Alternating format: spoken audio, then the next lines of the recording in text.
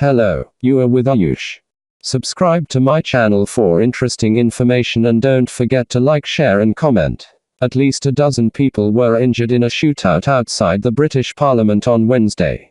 Britain, a major security alert is underway at the Houses of Parliament after a man was shot by police as he tried to gain entry to the Palace of Westminster. Witnesses described seeing a car crash into the perimeter fence on Westminster Bridge, hitting pedestrians, before the driver ran towards police officers guarding Parliament.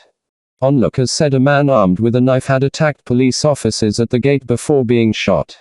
The sitting in the House of Commons was suspended while police officers sealed off the area around the incident. At least 12 people are said to have been injured after they were hit by a car on Westminster Bridge after a vehicle drove on pedestrians and cyclists. 3 injured people were also visible on the floor outside Parliament and the palace was placed on an immediate lockdown. Prime Minister Theresa May is said to have been bundled into a car by a plainclothes police officer and driven quickly from the scene. The House of Commons, which was in session at the time, was immediately suspended and lawmakers were asked to stay inside.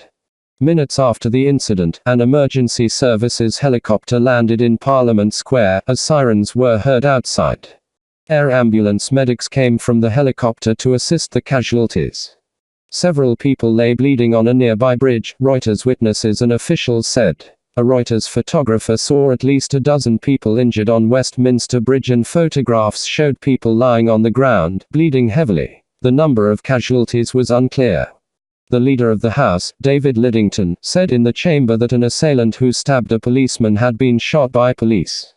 Meanwhile, the London mayor tweeted, "Avoid Parliament Square, Whitehall, Westminster and Lambeth Bridge, Victoria Street up to junction with Broadway and Victoria Embankment, tubed #London."